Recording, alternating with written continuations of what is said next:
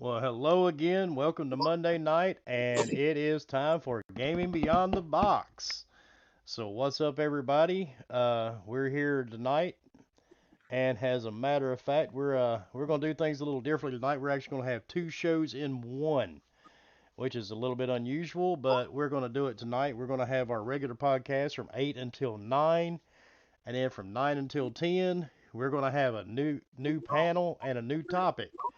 So let's get this thing started. With me, I have Mr. Geo. Good morning. Morning. Yeah, I Hey, work nights. Good morning. yeah, okay. And we have Kumo. Good evening. And we have Talon. What's up? All right, so we are going to because I'm not going to lie, I ill prepared for this because I have been busy as a giant cucumber in a, whorehouse. But we're going to go ahead and get started with this. Geo, how about you start us off, man? All right, so today we're talking the three most dreaded letters in gaming. It seems like me and Kumo got on this one night. We'll be talking about the dreaded DLC. I know it's a very big love-hate relationship with a lot of gamers. I know there's some games out there that the DLC's been on point. DLC has made the difference in the game, keeps it fresh, keeps it exciting, and then there are games where DLC has been its Achilles heel since day one.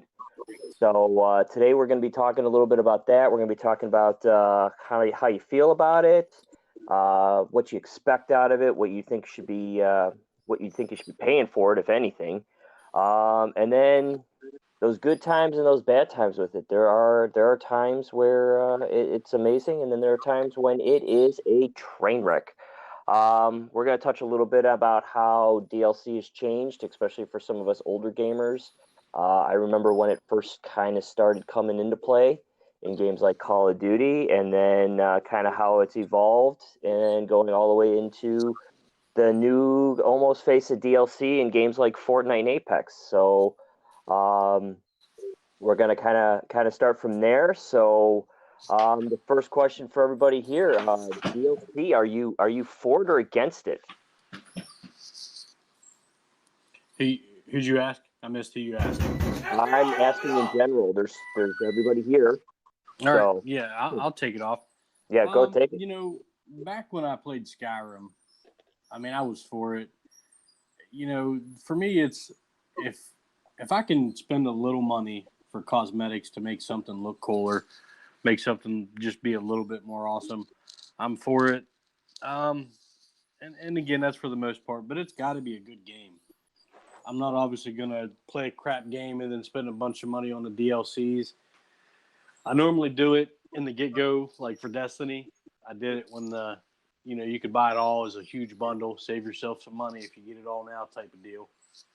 I mean, it's got me a few times on a couple games, but for the most part, I mean, it's all right if the game's good, and I don't mind spending a little extra money. Well, what makes it good? What makes what makes good DLC? Well, again, I mean, I know a lot of people will freaking hate Destiny. I mean, to me, Forsaken was freaking awesome, and it only got better. Curse of Osiris was okay. Forsaken was pretty good. The last DLC for Destiny I picked up. I didn't get Shadowkeep because again it cost money, and it's like I've spent enough on that game. That for me is when it turned bad for Destiny. So I mean, you got you good aspects of it, and then you got aspects of it to me that just okay. Now you've got all this money out of me. You're not getting any more because you're just doing the same shit now. See, and then for me, and my prep, I have Destiny down as one of the games that gives people that sour taste about DLC because you have Destiny. They accuse that from day one. I mean, we all know. I mean, especially the hardcore players that were playing Destiny, back on day one. That game was light on content. It looked amazing, but it was light. And then DLC rolled out half and half. Paid DLC was coming out after that pretty soon, and pretty quickly after, to where a lot of people felt that the game was chopped up, by Activision and sold in little tiny pieces. And I know that has been one of those things, and you see the EA memes a lot, where a lot of people feel that's the way. I don't necessarily always feel that's the case. I think when a lot of people look at it, I think we forget how long our games are for what we pay versus what they used to be. Um, Games cost more or less the same now as they did, we're going to say, 10, 15 years ago, but they're way more involved, way more people involved making them. They look better, they play better. So the DLC, are they really chopping the game, or is it they just ran out of time and needed, more time to add to the game? I would definitely agree that there's some game chopping going on. And, and I mean, you're right. Destiny did do that, I think, a lot. So, so then It's not even just Destiny. There's a lot of different games out there that, like, for instance, a lot of these EA games, Battlefront 2, Star Wars Battlefront, a lot of these other games, you're actually paying for DLC that there might be a little extra there, but some of them are not even enough to actually warrant being able to pay that kind of money for them. Okay, so what do you mean? How do you mean it wasn't enough? Well, okay, I'll give you an instance. Like people were talking about, say, Far Cry 5. Okay. And the DLCs for Far Cry 5. They didn't. A lot of people I was kind of getting some feedback from, and they were saying that for what we paid for those DLCs, like the zombie one and the other 3 DLCs that they had for it, they just didn't warrant the price that you paid for those DLCs. I would agree with that. The last DLC that I felt was really good coming out of a Far Cry game was Far Cry 3.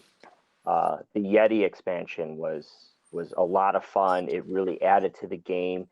It was a couple hours long.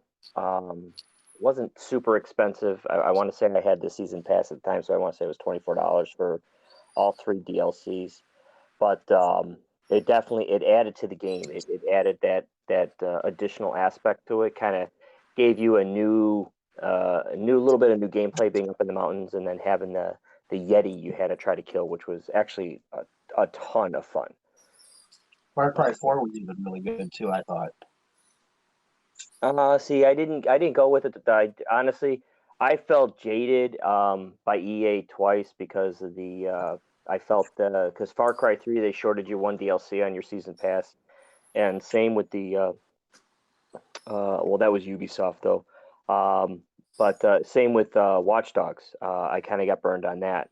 The first one, they didn't have as much DLC as they promised, so I kind of backed off. Ubisoft seemed to I'm not going to say cheated me. I mean, I don't want to use those words because I still got content, but I think it was more misrepresentation of how much content you were going to get with those quote unquote 3 DLCs, because the last one for Watch Dogs and for Far Cry 3 were both less than desirable. First 2 were great, but that last one was.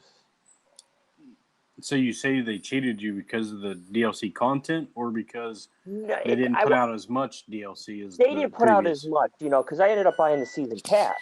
I would have bought the season pass. I would have spent a little bit less money and just bought the first 2. I wouldn't have paid for the third one. I mean, it wouldn't have saved me much more than $4 or $5, so it's not like I was out, hundreds of dollars. We were out a handful, a couple bucks for it. But the last part of the DLC did not really warrant when it went it didn't warrant the extra money for the season pass that I paid. I would have paid for it, knowing the third one was going to be so weak. I got you. Well, see, that's how I feel about Shadowkeep. It's like I spent the base game for Destiny, got the first 3 expansions, all that stuff. I mean, when the Drifter came out, and Season of the Drifter and the Gambit and Gambit Prime, that put a lot back into the game for me, and how I was nothing but a raider for most of the part. And then the new raids, I never even done them. I just did nothing but just Gambit and all that side stuff. But the fact that they came out with Shadowkeep, yet another expansion, and want you to pay some more, that was That sold the deal for me, man. Done with it. So that would be so you're definitely on the Destiny DLC really helped the story. So I think it did. I mean, and I think back when I played Skyrim when it was big, I believe I'm trying to Dragonborn maybe that DLC for Skyrim was for story wise for me that was it. I mean that game way too many hours on that game when that expansion came out. So I go back to my first experience with DLC, and my first experience with DLC would have been the Call of Duty games. And at the time, DLC was just the new maps. And it was always everybody, it's the same thing, especially when you talk about a Call of Duty game, this game's shit and whatnot. And then you download the new maps, and everybody's still learning the new maps. So because everybody's still learning the new maps, you get confident about how good you are because everybody's still in that learning curve part. And then TOD's awesome again for like a week and a half or 2 weeks before everybody has all the little nooks and crannies in the maps, and then the game turns to quote unquote shit again because your true playing skill comes out after you get pounced on in these new maps. But that was my first experience with it, and I always was reluctant because the maps at the time were, I want to say they were like $12 or $14 for the map packs, and it was usually what 4 or 5 or 6 depending on the mode. But I always felt that it added to the game. I always felt like it really drove people to stick with Call of Duty for a longer period of time. My other probably favorite DLC, if I had to pick a favorite one, would be Burial at Sea from Infinite. Now that was a DLC I felt took the whole series and kind of put a real nice, cute bow on it, wrapped it all up, and really delivered a lot. And it was $29. I remember it. It was 3 parts. I know a lot of people were complaining about how expensive it was. The third part did include a game mode. But I want to say that was probably for me one of the best DLCs that I've played. It really added to the game. It really made the game awesome. It tied everything together so nicely that when you finished it, there was this real satisfaction in like like when you watch a good movie and the third movie in the series just really kind of wraps everything up real nice and you feel real satisfied and it's like that felt good. And that's kind of how that did it for me. So was there any DLCs that have done it for you guys like that? I would say Black Flag.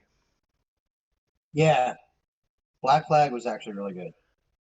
That was one of the very few games I played every second from beginning to end, even all the DLC. I don't think I love Black Flag, but I didn't play any of the DLC. I think again that goes down to for me. I liked it, but I just didn't get into the pirate thing. Pirating thing that's my forte. Although I don't like Sea of Thieves as much as I thought I would. And another one is Shadow of the Tomb Raider. That was one that I was going to be talking about too. Um, that was probably one of the better ones overall. My favorite part was the endurance mode. I still go back and play that. I have played every little part of that game I can honestly play. Going through the I've got balls of steel.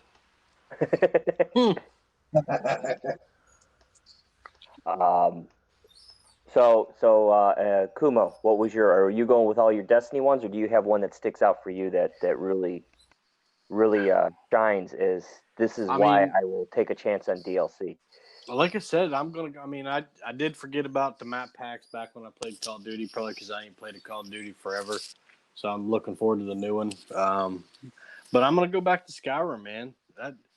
I think for which I've kind of got out of a lot, a solo player game. That storyline, Dragonborn, for me, I just spent a lot of time just doing stupid shit. I mean, Destiny was good, I love my Destiny, as everybody knows, because I'm all about Destiny, or was all about Destiny. But that last expansion's left a bad taste in my mouth. But the one before it, the Drifter and the Gambit Prime. But yeah, I think Skyrim probably takes it for sure. Okay. Has anybody had a DLC that just killed the game?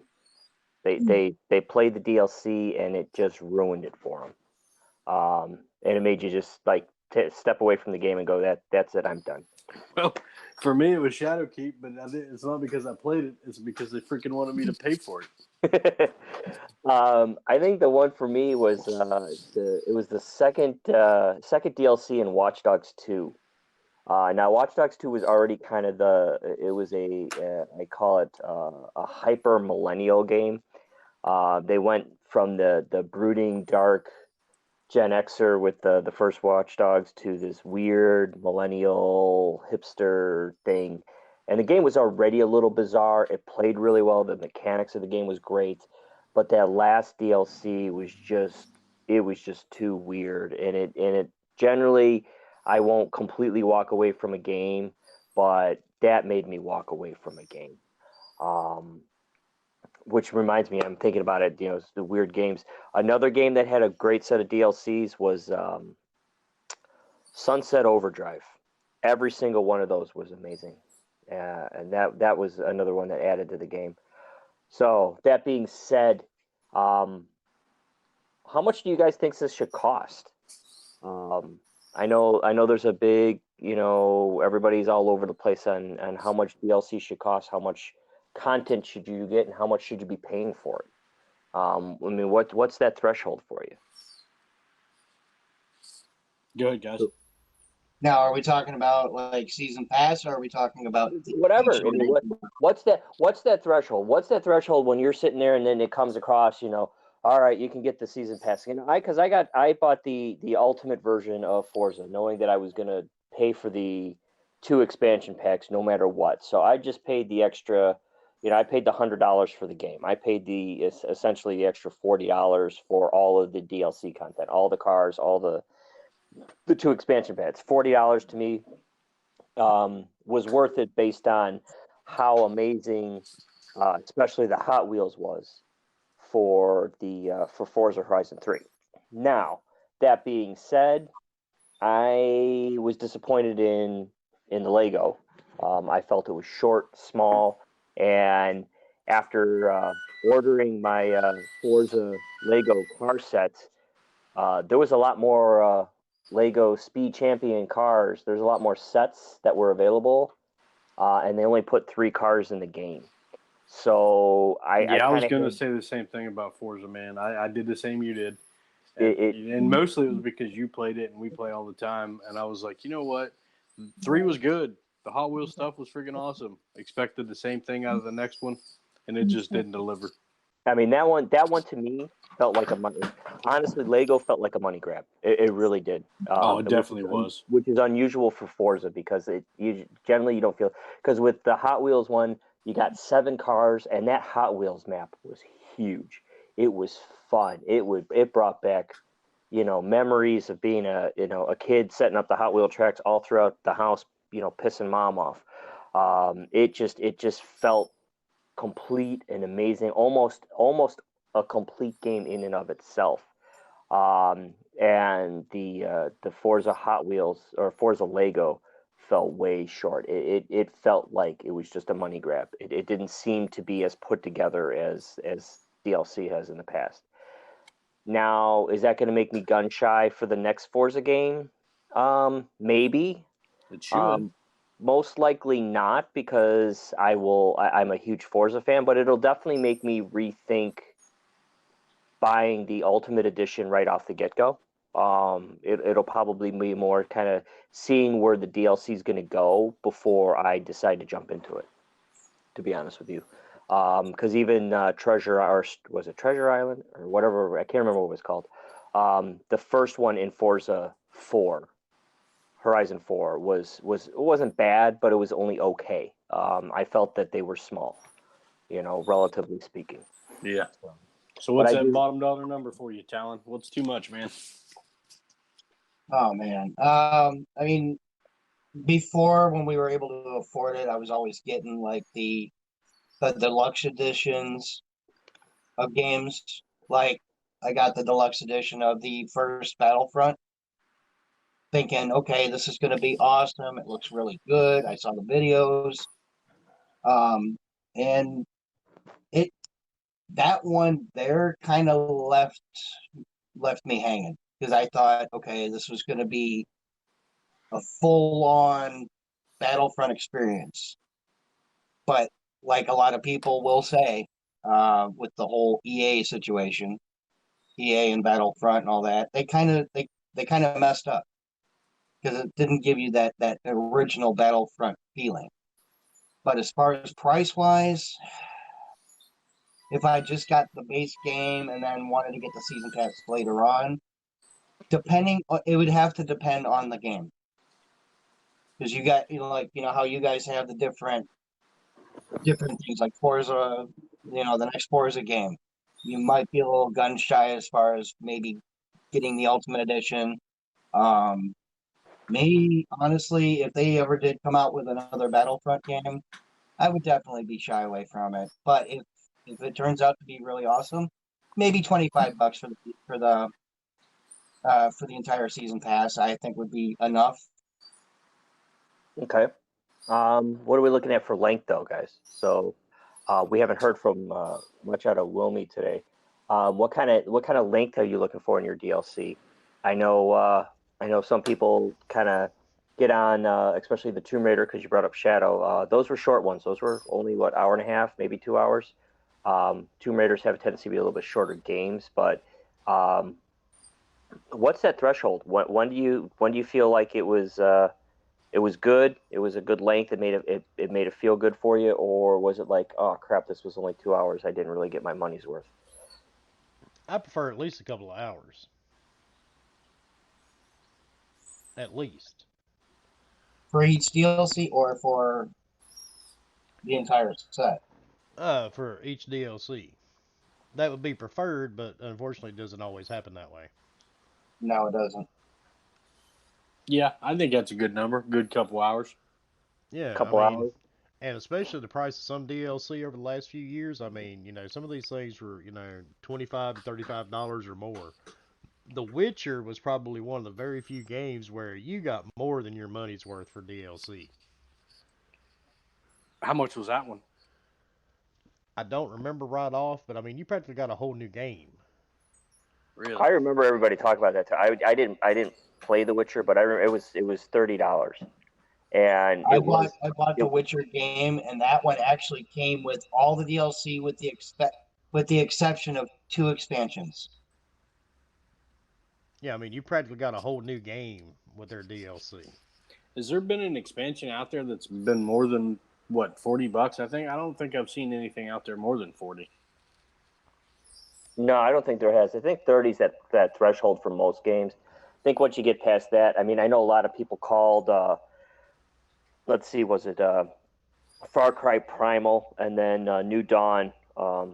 People go back and forth on whether that was a new game or you just paid for extended DLC. Damn, Because Jeepers said that the Witcher 3 DLC was like an extra 50 hours. Oh yeah, dude, every bit of it. Every bit of 50 hours. Like I said, it was almost a whole new game. And I've been happy with a crap, couple hour DLC for freaking there Destiny. are I've games definitely been getting ripped off. there are games that don't even last 50 hours, let alone DLC No. that's 50 hours. Jesus. So, what brings up the next thing? What about timing? What's your guys' view on timing for DLC? How soon is too soon? How long is too long? I'm gonna say for me, I'm gonna use. I know I use Forza as an example a lot, but I'm gonna say the Forza deal, the expansion, the second one, it came out late this time, and I think it almost was too long. It was too far after the game. Um, I had 100% of the game 2 months before the DLC, that second expansion came out, and that was including Fortune Island, and had 100% that. It got to the point where I was actually moving on to something else. How far away from release is too far? And then how close is too soon? I mean, some of these games they're selling their pre-orders, and then you're literally talking about the DLC coming out a month afterwards. Um, is that too soon, too late? What do you guys think? I mean, I Didn't think, Destiny do that? yeah, I think a lot of it really is how short the actual base game is. I mean, if you got a game that's people are freaking finishing, they need something quick, so they're gonna just plug out another DLC instead of just making a lengthier game. Now, are they now again? This goes back to the whole chop and slash thing. Do you really think they're making the game shorter? Do you really honestly think they're saying, okay, we're going to shorten up this game so we can sell this DLC later? No, I Um, guess you're right. Let's go back to I'll recant that. That they're just freaking chopping up a game so they can make more money.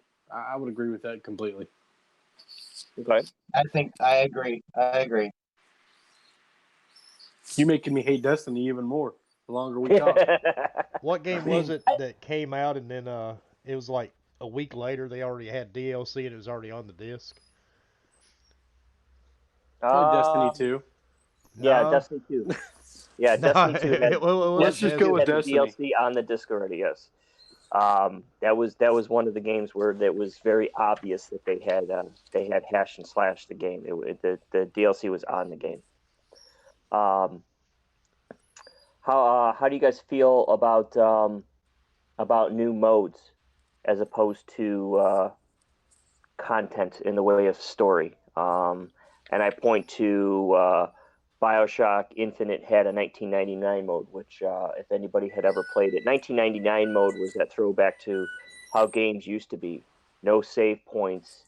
You literally had to play the game through on one hard sitting, and it was hard. I mean, I remember having to be very, very calculated with every bullet, every little tiny move, because you knew if you died, you had to go back to the beginning and start over. That was an amazing mode. Endurance mode by Shadow Tomb Raider was another one. That was, I still can't get that 10-day survival achievement to pop, because I get to like 9.5 days, and that was tough. It was a cool mode. They didn't really add anything to the story. It was just a mode, and you had to keep Laura alive. So you had to eat, you had to keep her warm because the game was set in the wintertime. You had to keep her warm. You had to watch out for enemies. Ammunition was limited unless you killed somebody. Um, there was a lot that you had to really think about. So you had to hunt, you had to keep her warm, you had to keep her sheltered, you had to keep moving forward to kill the enemies to get more ammo to go through. It was a hard mode, but it was a lot of fun, and the mode was literally, it was a DLC in and of itself. It was I want to say it was $9, and it was with every bit of that $9. Um, Anybody else have any experience with that new game mode being a driving force to keep you in a game? Destiny did it for a little bit with the Drifter, Gambit, whole new set of storylines. But again, that's just, I mean, now you've got me just hating it. I don't want to say anything good about Destiny. No, man, that game had a lot of good to it, and I'm going to say that it got off to a rocky start, and I don't necessarily think it was the developers. I think that was more that's what happens when you mix too much corporate greed into a gaming community.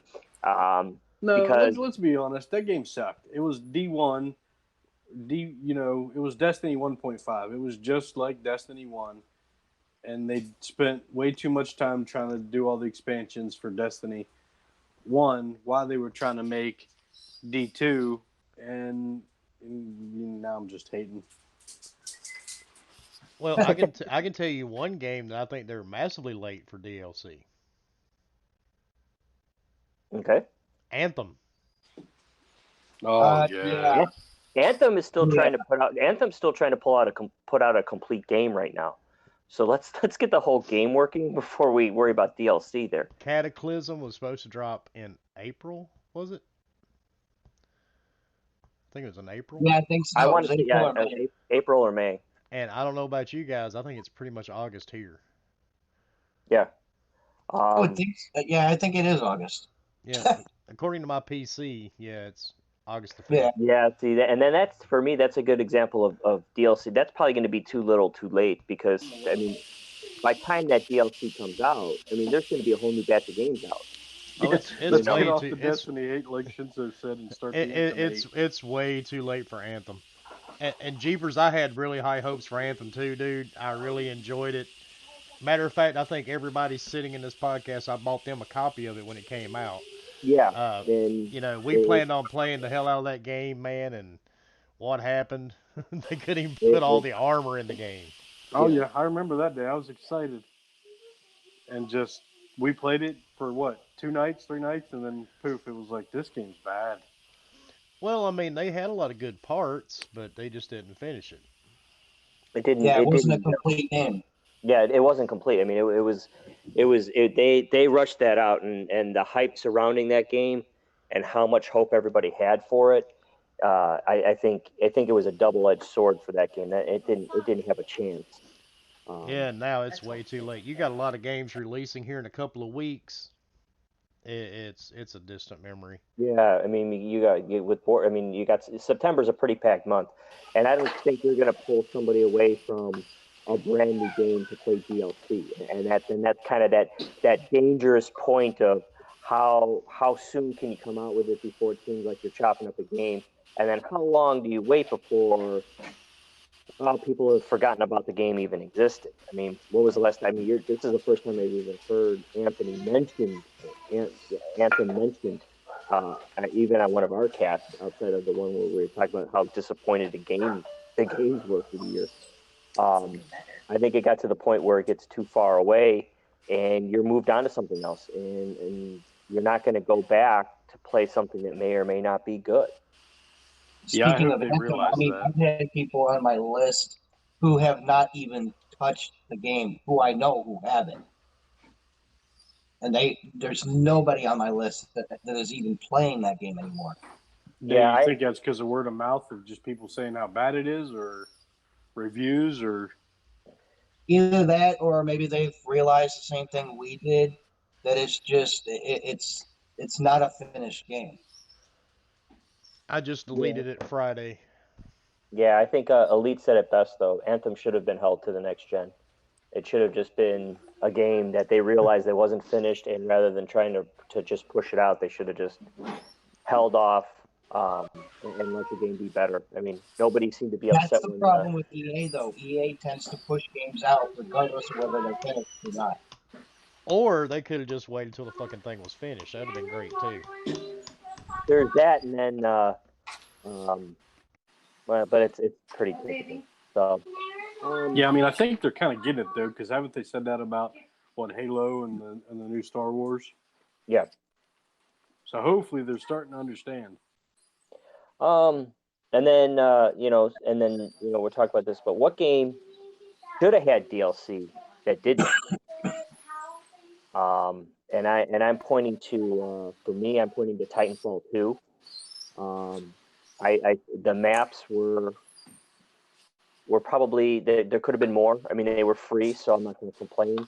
But I would have been willing to pay for extended story mode in a DLC for Titanfall 2. They did a knock out of the park job with that story. I finished it and I wanted more. I wanted to know more about how this world came to be, and I would have been willing to pay for DLC for that. What other game out there you guys feel we should have had DLC for that we didn't? Man, you God of War would have God, been nice. Days Gone would have been nice. Uh, there's a lot of games we should have had DLC for, but some of it's a little too late now. So Well, yeah, obviously it's too late, too little, too late. Um, One of the other things that me and Kumo got on talking to about too is how DLC's changed over the years. Um, I remember, this going back to, kind of coming full circle when we talk about Call of Duty. Um, there was a big issue with fracturing communities with the DLC, especially with map DLC. Um, Titanfall, the original, I think paid for it dearly because their map packs came. There was a lot of them, and they were expensive. By the time you got done paying for all of them, there were a lot, and they were expensive. And some people just didn't, and you had a very fractured community because you had players that couldn't play all of the maps because they weren't willing to buy them. Near the end of the run and near the end of the server run, I know they started just giving them away. And they do that same stuff with Destiny. You know what I mean? They start giving away this, and that as time goes by. I mean, Yeah, but you're gonna have was, the value. The value of these transactions alone have just gone up tremendously. So they're never going to stop because they just realize that they can make money, make money, make money. That's all okay. it is a money game. All right. Well, that being said, though, that kind of leads into where I'm going to go next. But then you look at games, and I know I'm going to get persecuted for even saying it. But you look at Fortnite.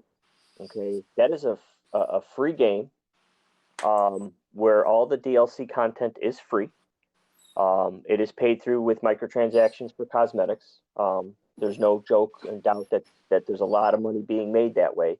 But that game has consistently been delivering new content, new things, new modes, and they do it at no cost. You don't have to spend a penny. So again, I don't play it. So you're saying the only thing you can spend money on that is cosmetics. That's it. Only thing on that game you spend money on and physically buy is cosmetics. The season pass you can earn through gameplay. You can pay for it, but you can earn the in-game currency through gameplay. You can earn skins through gameplay. But you do not have to spend a penny on that game to play it. Apex is the same way. You do not have to spend a penny on that game to play it. Apex has picked it up in season 2. It's one of those things where it got to a slow start. I think a lot of people were disappointed. I play Apex and I appreciate how much better season 2 is. I'm sure season 3 is. And that's another game though. You can play through. You can play the whole season.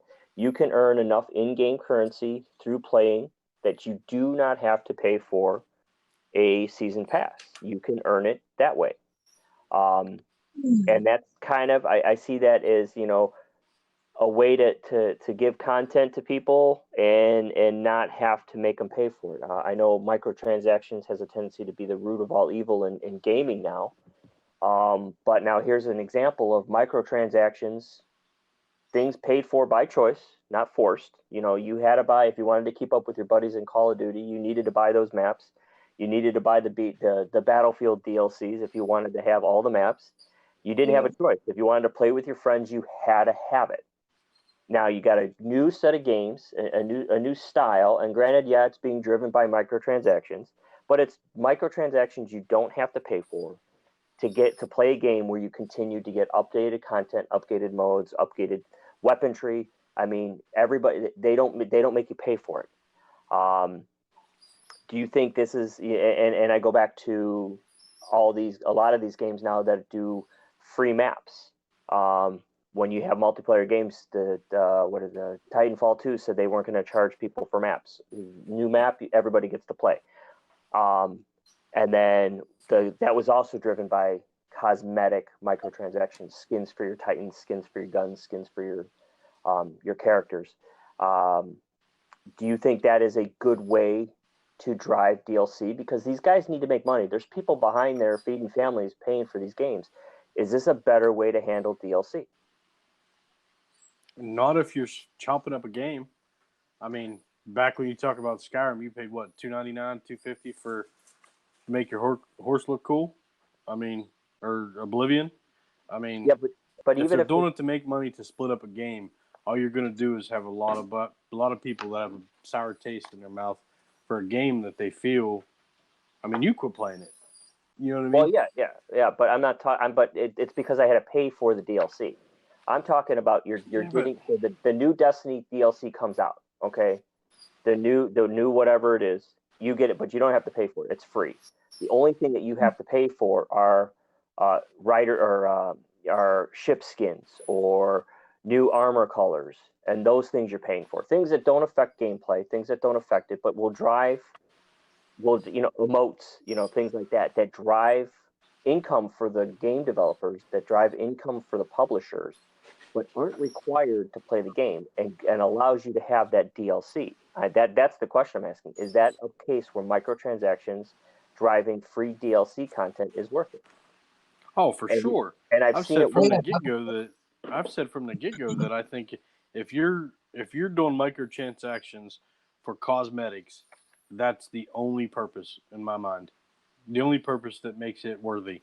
I mean, I've never played. I mean, I can't say that I've never. I've not played Fortnite, but I did not realize everything you just said about Fortnite. So I'm probably going to download the game again and probably give it another try. Yeah, I mean it's free. I mean, same with PUBG. I mean, PUBG's gotten better about adding content. It's been slower. I mean, it's a smaller development team, so it's definitely been slower. But that's another game. You don't pay for any of the new. We didn't have to pay for any new maps Right. on PUBG. I mean, they came out, but you pay for skins, you pay for things like that. Is that a good way to go? I think that would be a better way to go than to, like chopping up a game and giving you bits and pieces of the story. To me, that's wrong. I mean, they should not be doing stuff like that. Now, as far as the, like buying skins or stuff like that, sure, why not? I mean, if they need to make money somehow, and I think that would be the better way to go. And I agree, and I actually like where DLC is moving towards, because I think a lot of these game companies realize that if you want to keep your players engaged, you can't split communities, you can't have things that literally divide up teams. I mean, you can't have a group of Destiny, a squad of Destiny people, and then one guy decides not to buy the DLC, and now you can't play with him anymore because the new DLC took out old content on top of that, which is, not to beat up on Destiny, because I know Kumo likes that game, but that was one of those frustrating things too. Is if you didn't buy the new DLC, they took old content away from you, and I think that was one thing that put a real huge sour taste in my mouth over. See, I like Destiny. I like Destiny as well. However, I still have not bought any of the DLC for the game. So if I wanted to play with whoever, and they have all the DLC, I can't play with them because I don't have it. Yeah, I mean, we could still play, but you couldn't access any of the new stuff. Which again, what's the point? You know what I mean? Right. You're always That's going why I don't to even you're always play going it to want to anymore. run the newer and the better stuff. So yeah, I mean, I agree. And then Right now I'm level 30. What was it? Level 30 or 31 or something like that. You get up to before you have to actually buy the DLC to get higher. Yeah. Yeah. So I'm at that point now, and there's not a damn thing I can do anymore, except for maybe play the Crucible or do some of the raids and stuff, and that's pretty much about it. Okay. And then kind of the one other thing that I know is a thorn in a lot of people's side is when that DLC becomes time released or console exclusive. I know a lot of games will give, Call of Duty for the longest time. You got your maps first on, Xbox. I know there was content. Destiny with certain weapons would come out at least a month early on PlayStation. That kind of stuff, just stupid, man, stupid. Just well, and I don't disagree with that. I think it's one of those things where when we're moving towards a time when they're looking to do crossplay, I think it keeps that artificial separation of gamers that just doesn't need to be there. Personally.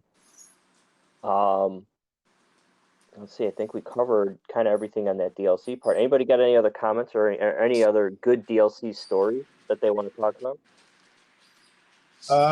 Well, you know how I was talking about like the Battlefront games. Now, Battlefront 1, when they came out with that, you actually had to get a season pass and or buy the DLC separately.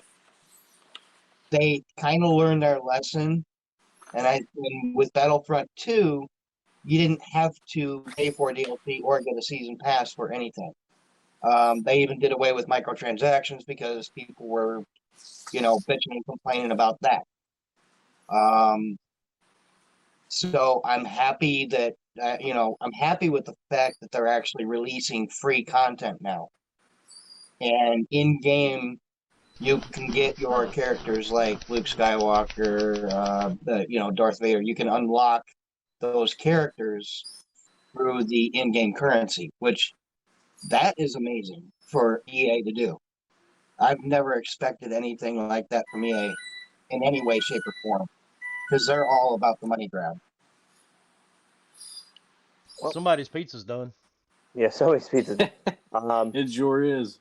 But then that goes back to back how as a community we can drive this. I think what ends up happening is when you have all these people who are what do you want to call it? They're buying.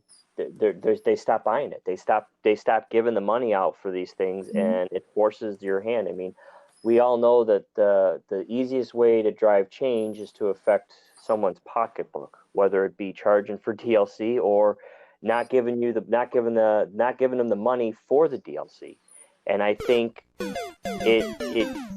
they have come, or they've had to come up. They've been forced to come up with new ways to make and earn money without making a gamer feel like he's being jaded. Because I think people who play a game that's 20 hours long and then they have to pay another $14 or $15 and you get another 5 hours worth of game. I mean, that's $75, $80 for essentially a 35-hour game, and I don't know if that poses enough value, especially if the game doesn't have replay value to drive the business. So some of these, they've had to change it. They've had to come up with new ways, And I bring up Fortnite and how they've done it. I mean, I know a lot of people hate on that game, but they've done a marvelous job of keeping a community engaged in their game for When minimal. Fortnite was in preview, though, they did actually have you buy, the three different types, like your founders pack version of the game or whatever the case was. I actually paid for the game before it went free to play. Yeah, I did too. I had the Save the World part of the game, which is a whole separate game. The multiplayer part of Fortnite is free. Even to this day, Save the World, the single player version of the game, the story mode is not free. You have to pay for that, which I don't have a problem with. I mean that's a game. It's separate in and of itself. It's completely, I say completely different in quotes. It's different from what you're going to see in the Battle Royale multiplayer mode. It's more of a horde mode, almost more of a zombie game. And I think I actually played that more than I did the regular version. Yeah, I remember when we got it, we played that a lot. It was a lot of fun. It was as we called it, the grown up Minecraft. And then again, Minecraft. There's another one. They're constantly adding new content to that game, and that game has never cost either one of my kids an extra penny for all the stuff that they add into it. So there are game companies out there that can do it. I just think we're kind of at a crossroads now where I think people have changed how they see DLC and how they view it, and I think the gaming companies have had to really rethink how they're going to address new content for its player base, so their game doesn't die. Kevin? Yep, it's dinner time. That was the wife yelling for the kid. I was calling for him too. Now, I know with Minecraft, you did have to purchase the map packs. Are you talking the skin? Are you talking the skin packs? Nope. Yes. I'm talking about the actual map packs. Like the plastic map pack. The different textures and things like that. Those are just cosmetic. Those that you can. Those are, I will go back into, those are cosmetic versions of the game, because to play Minecraft or to play their version of Battle Royale, or to get the new horses or new items that come in the game. You don't have to pay for anything. Now I have the Simpsons pack. I have the Halo pack. I've got the plastic pack. My kids bought the Christmas one for whatever godforsaken reason. I bought Those are really cool. Skyrim for I'm them not too. gonna lie. Those are cool. I mean, but they are skins. They we'll call it what it is. That is a skin on the game. The Adventure Time skin is hilarious. It's funny on how they changed it up. The music is funny. And they're what, like $3, $4. Like that. They're Yeah, not but it's expensive, but it's a skin. I mean, it's essentially a skin for the game. They're driving new content through microtransactions, you know. And I think the games that do that successfully are the games that we still talk about that aren't new anymore. I mean, you look at Minecraft. How old is Minecraft? And people still talk about it. People still stream it. People still consistently play that game all the time. And they've charged nothing for all of the new content that they put out for that game over the years. The And I cosmetic think they've part, yeah, realized that people were more likely to spend more money on to make stuff look the way they want or look cooler than to play the actual game. I mean, it's smart, I think. and I don't disagree with that. I mean, how many people, how often do we? I mean, I go back to Destiny. How often do we spend hours and hours and hours trying to find that right shader color? You know, I would have loved to been able to just buy the colors I wanted, you know, and Oh, yeah. probably would have done so. I guarantee I would have. You know, gamers are vain when it comes right down to it. So, um, overall, though, you know, the final take, are DLC those still real, those evil words, or is it something that we've just grown to accept or expect? I think it's I'd say going a the little bit way, of both. a little bit of both, definitely. and I think they're getting ready to do away with it. Gears of War is not supposed to have any type of DLC, and there's a few other games as well. I think they're starting to catch on to the fact that people are tired of buying season passes. Man, I mean, I hope you're right. I mean, it would be freaking awesome if you're right.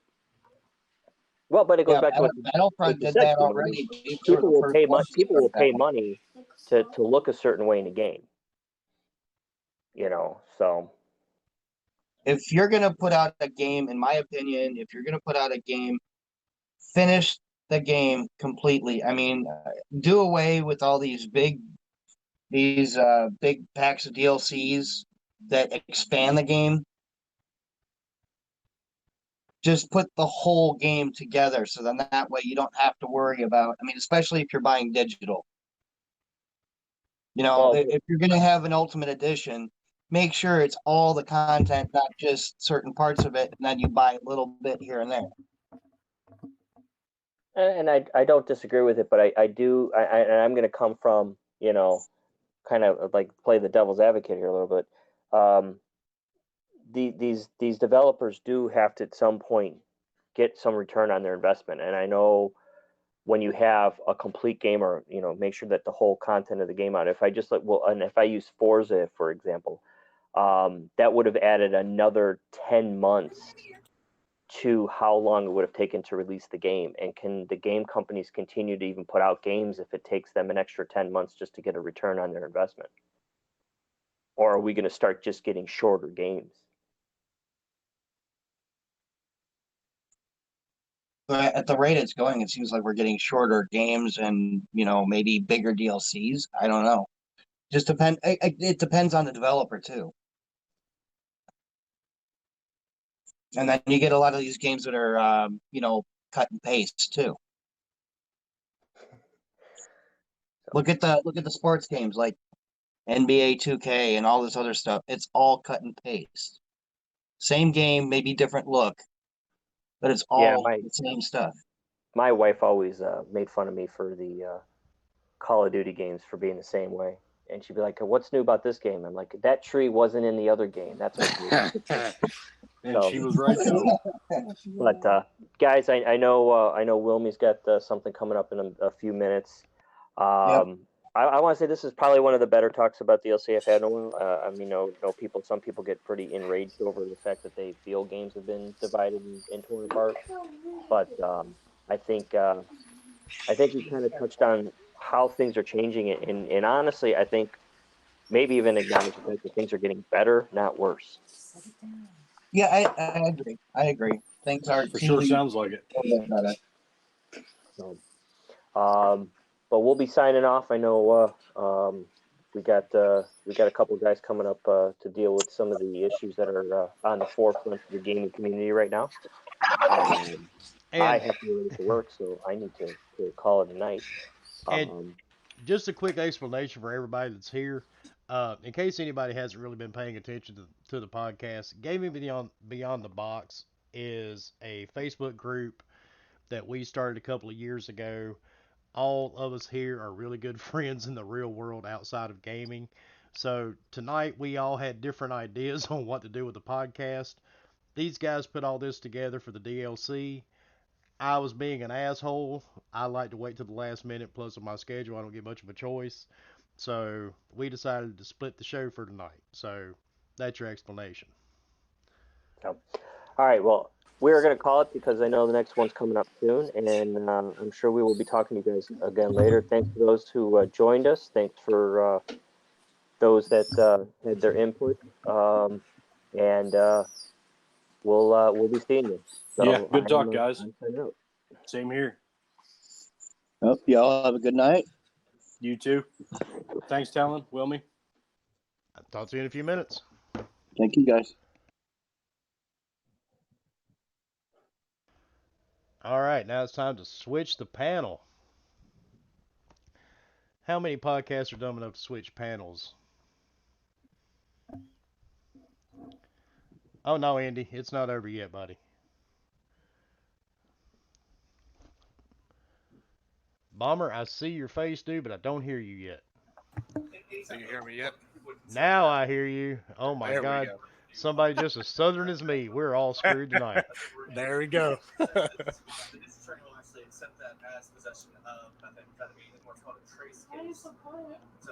You can see me in here too, right? Yep, and we've got Centurion. Nice. Now we're just waiting on Forkboy and the Evil Ghost. And we're going to get part 2 of this show started. And let me tell you something. If you guys have not listened to my podcast before, I'm loud, I'm annoying, I'm southern, and tonight it's going to get real fucked up. Hell yeah. So it's going to get really bad in here tonight. So we're just waiting on the last couple of guys to jump in.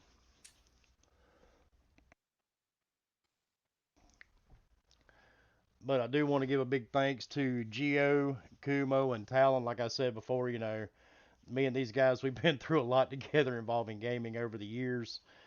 We were actually the admins for one of the biggest gaming groups on Facebook forever. And we finally just got tired of dealing with that shit a couple of years ago. So, you know, heads up to those guys, you know, for coming and doing the first part of the show.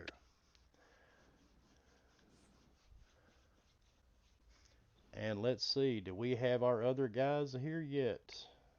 Fork's still trying to figure it out. We got Evil. Come on, Fork. You've done this before, dude. You were here last week. He just like called me and he's like, dude, he's like, it's not working. I'm like, I don't know what you're talking about. I'm smoking a bowl. I'm on a conversation with them. You and your illegal narcotics, I swear. I don't know what you're talking about. It's not a narcotic, man. That's fucked up. What? Actually, narcotics are more addictive. Yeah, I mean, this is weed. It's organic. It's of the earth, man. It's of the earth. It's of the earth. That's it. It's of the earth. God put it here for all of us, all right? God put it here for everyone. Come on, Fork. Forky. I live in Arizona. We have a medical marijuana program, and I'm right next door to California and Colorado, where it's completely legal. So it's like normal, everyday stuff here. Yeah, that's what I'm saying. And then Colorado just got on board with mushrooms and shit. I'm like, what up? The fucking America's coming back. Speaking of America. Oh, shit. Welcome to Gaming Beyond the Box, the second fucking podcast for tonight. Can I do something real quick? Go for it. Roll Tide! Screw you. Fight me, Forker. Okay. Now, first we're going to do introductions. We are popping the cherry of HR Bomber tonight, the other Southerner in the podcast. Say what's up, HR. What's going on, guys? Proud to be here. Appreciate it. Thank you. And he's more southern than me. He's in Alabama. All right, then we've got the evil ghost. What up? What up? Yeah, just that guy that smokes weed and has an opinion about shit. Well, at least he's honest, right? And then we have Centurion, which you may have heard Centurion with me on Saltiest podcast. Say hello, Centurion. What's going on, everybody? And last but not least, Forkboy. What's up? I'm just here to harass people. So. Well, that was real fucking exciting, wasn't it? Okay, now since we've got the second show, did you guys know that the Spanish Inquisition? Did you know those fuckers played Diablo 3? How's that possible? Did you guys know that shit? No. I mean, like real world kind of. Yeah, dude, they played Diablo because it fucking made them violent. Oh, That's okay. why. I was all like, That's wait a minute. That's why they ran across the fucking, continents, just, killing and slaughtering people, putting them in Iron Maidens, was because they were playing video games, right? Iron Well, Maiden's that band. makes complete sense. And the Civil War occurred because everybody's playing Call of Duty. Oh, yeah. Let's not even get started on ancient cultures with human sacrifice. Actually, you just kind of pulled my next one, Centurion. That's why the Romans were always taking over shit. They were playing, Rise, Son of Rome. Now, and I quote, and this may get me some hate, and guess what? I don't fucking care. And I quote from today's news headlines. President Donald Trump said blah blah blah blah blah blah blah blah blah blah blah blah blah blah. Who gives a fuck? He blames video games on violence. So, as a gamer and has a father that has raised 3 kids on video games that have been perfectly and normally fine, haven't had any issues. One works in the OR. One is now actually in the gaming industry. And the third actually helps me run my business. They all grew up on video games. Maybe video games isn't the deal. What do you guys think? You think maybe President Trump's got a fucking screw loose and all these other politicians and the media? Think that could be it? Or am I just full of shit? Well, a few politicians. I'm sorry, I was just gonna say a few politicians have actually been pretty open on Twitter about Donald Trump being absolutely insane for saying that. Yep. I mean, my big thing is I'm not defending Donald Trump whatsoever, but my whole thing is if Donald Trump said the sky is blue, there'd be people that would call it out saying, no, it's not. But at the same time, when this happened under other people's presidencies, it always, gaming always came under fire. Why? Because it's easier to blame gaming than parenting or, helping people that may have some problems. It's easier to blame that than anything else. That's the problem here is people are willing to jump on any bandwagon they can to be heard. And gaming right now has the biggest thing because of all the games that are out there, because of all the Call of Duties, Rise. It's a scapegoat. That's all it is. Oh, yeah. And that's all it is going to be, is that it's just a scapegoat for that reason. They just... Sorry, go ahead. I was going to say, it's a lot of it comes down to parents aren't parents. And it's because they'd rather set their kid in front of a fucking TV or fucking hand them a fucking tablet or whatever the fuck social media engaging thing.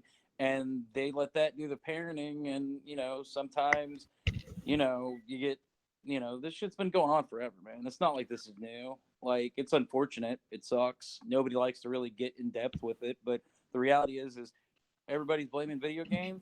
Well, what were we blaming fucking 10 years before that? What were we blaming 10 years before that? I was going to get to that.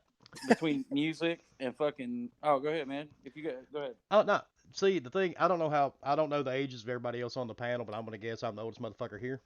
Back in the, this shit all started back in the late 70s. And we can blame whoever we want to blame. And now, Salty, I'm not really going to get political. I'm going to be real. You can blame Donald all you want. This shit started way before Donald Trump. This shit started before Trump, Obama, Clinton, everybody. This shit started with the baby boomers. So the baby boomers were pretty much the Ozzy and Harriets that you used to see on TV or on Classic Nick at Night, which nobody fucking watches anyway. But you had to have the perfect life. You had to do their little things the way they did them. If you don't, then they don't like it. And in the 80s, this shit all started, it used to be blamed on music. It was Ozzy Osbourne, Alice Cooper, any type of metal that was, starting to come on the scene. Oh, it was evil. Kids are growing out their hair. They were shooting up. They were doing all this crazy shit. Then it became, believe it or not, for you that are too young to remember, it was even He-Man. He-Man caught heat back in the 80s because all these people were complaining because He-Man was not the real master of the universe. It was Jesus Christ. And all these church groups were out protesting it to have it taken off the shelves. If you're not noticing a recurring theme here in what I'm saying, then you really need to start listening. Uh, I am an atheist. I'll admit it. I was born Catholic. I grew up and got smart at the age of 8. Um, but the thing is, there's a link between a lot of this, and it doesn't matter which political side you're on. The right side is just as crazy as the left side, and vice versa. Neither one of these groups have anything in their best interest besides money. It's what lines their pockets. That's right. I don't care if you're a Republican or a Democrat. It does not matter. They don't give a shit about anybody in the general public. They want money. At the end of the day, this kid that did this shooting, did anybody see the article? Actually, I sent it to you guys earlier in the messages. This kid that did this shooting, his record was wiped clean at the age of 18. So he was allowed to buy firearms. This boy had been in trouble since he was a freshman in high school because he had created hit lists and put them on the bathroom walls. He carried. Why wasn't this looked at before that? Like, it was. It was. That's the sad and fucked up part. They expunged his record when he turned 18. Well, see, there should be anything that's just deemed possibly to have to do with, I don't know, psychopathic or sociopathic episodes. I don't know, creating any kind of list that would warrant that they're going to do some harm. You know what? You've shown that you don't deserve a weapon ever, and you go on a list. And it may sound terrible that I'm putting somebody on a list, but guess what? I probably don't deserve to own a gun. You know what I mean? Like, shit happens. There's crazy people out there, but then there's like these people that are like deep, dark, twisted up, want to go hurt people. Like you see that, like, some of these people, like, people want to think that it's like just like, I don't know, there's rich people that do this shit. Like, they're fucking, it's insane, dude. Oh yeah, and it knows no age, no color, no demographic. And like Jago said, sometimes I do agree with Jago. Sometimes it is the parents. You do get a lot of parents just don't pay their kids any mind whatsoever. And there will always be crazy and fucked up people on this planet. We're never going to change that. But it's not always the parents. Sometimes, and I mean, the system really failed on this shit. Because if his record would not have been cleared when he turned 18, he would have never been able to purchase those weapons. Exactly. That's the state's fault. And see, the state doesn't want to, be the ones that do anything bad. So they're just going to go ahead and get it done. Oh, he's been good. Yeah, nobody wants to be accountable. Exactly. Of course not. That's why they're blaming everything else, just like now. Do you want to blame entertainment for everybody's problems? The problem is, though... Go ahead, Centurion. I was just to say, I actually have some history. We won't go into too in depth, but you actually don't need to petition a lot of times to get your record sealed when you turn 18. A lot of cases, it's actually automatic because juvenile offenses do not carry over to an adult age. Once you're 18, a lot of stuff gets wiped off. It's kind of like resetting. Exactly. That was how he was able to purchase the weapons. And don't get me wrong, I'm not here defending firearms either. Even though I am a vet, I'm whatever you do is your business, but I'm not here defending firearms whatsoever. But the entire system failed. This dude should not have been allowed to buy these. I mean, what it comes down to is everybody always wants new gun laws, blame this, blame that, do this, blame that. It all comes down to, look, so something failed, something didn't work. Now we can go on to, no, you can blame anything you want. parents and society failed this kid and failed the people that ended up dying. So, yeah, stop blaming everything you want to blame and start looking at the fact that society itself has laws that they don't enforce, that they look over because, well, I don't want to deal with that. So they push it aside, not thinking no big deal about it.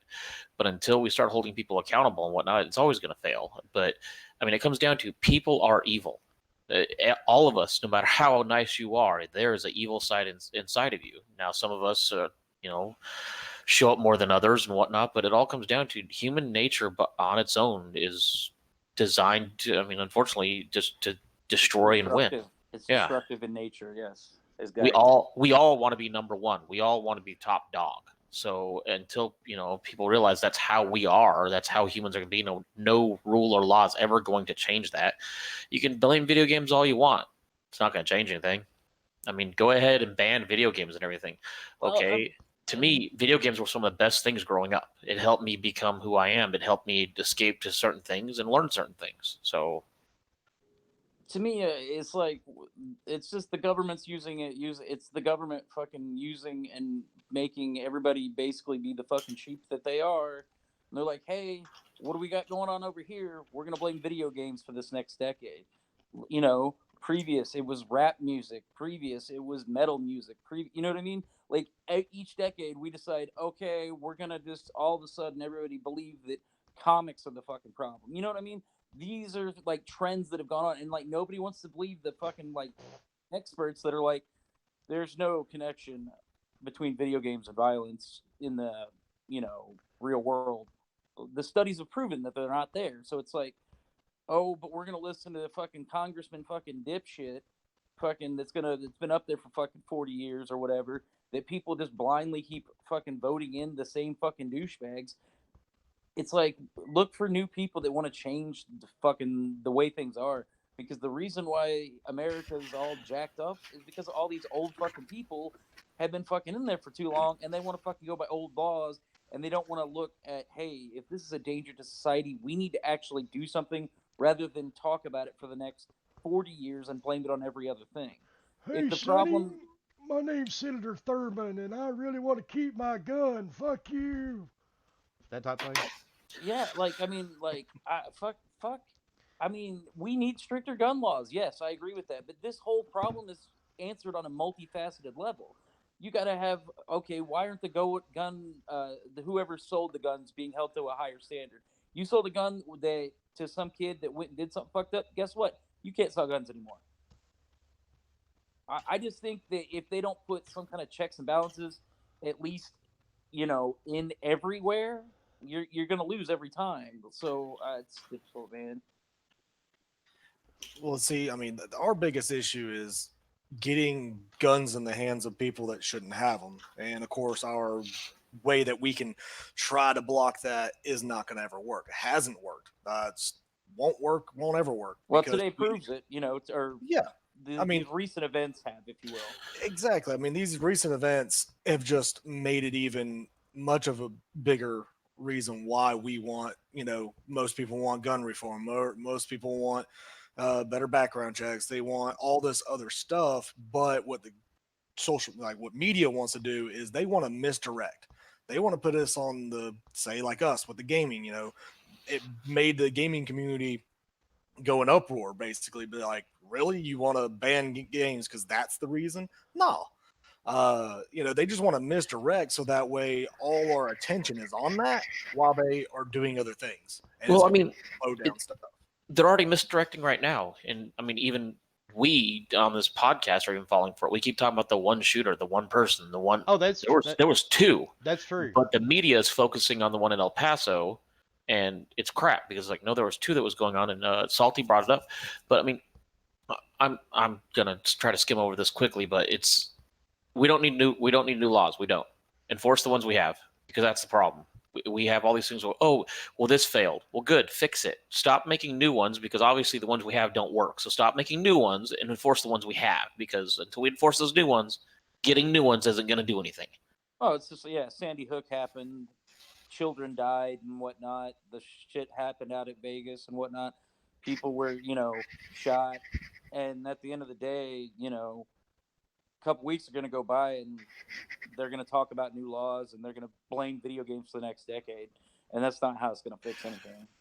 It's easy to blame video games because, I mean, think about it. How many years ago was it Call of Duty that came out where you could be a Russian person that went into the airport and shot people?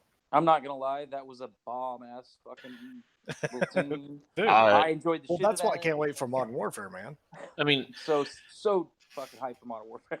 I mean, my thing is, it's like, okay, yeah, you can play games and everything. Yeah, you're pulling a trigger that looks like exactly like a gun trigger on the, remotes. You can call it a trigger. But, but if you can't differentiate between what's real and what's wrong, or what's real and what's, fake, then it's like, yeah, so it doesn't matter if video games or not. Obviously, there's something wrong with you if you think that's okay, if you think that's normal.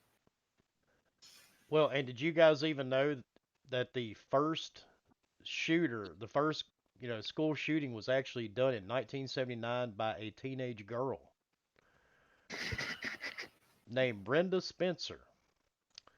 You know what her reasoning was? And nobody tried to ban it. She didn't like Mondays.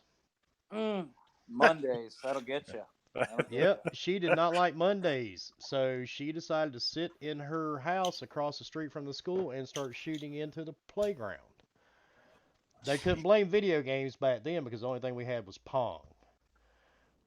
So they really didn't find a narrative and they really didn't complain too much about video games back then. So that ball's a bullet. But they definitely wanted to probably blame Kiss or something like that, I guarantee you. Oh, well, of course, but she told the police she wanted to do it because she just really hated Mondays and it was a boring Monday, so. I hate those Mondays, man. Oh, yeah. Somebody walked up to her and was like, "You got a case of the Mondays?" And she was like, "Game over." And see, I kind of agree with Dredd in the comments, too. You can blame the news and media for a lot of it because, everything they show, they desensitize everybody that sits and watches this stuff.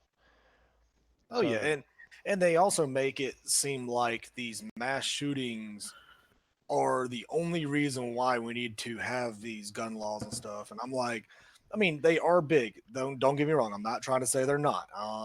But just in my town alone and or a couple of towns across, we've had a shooting at our Galleria, which is our mall, in the parking deck. Person killed another person. Then another one was a coworker shot another coworker and killed them. Yeah, but I mean that's normal shit. Like we're right, talking but again, right? you have more of that than you do mass shootings.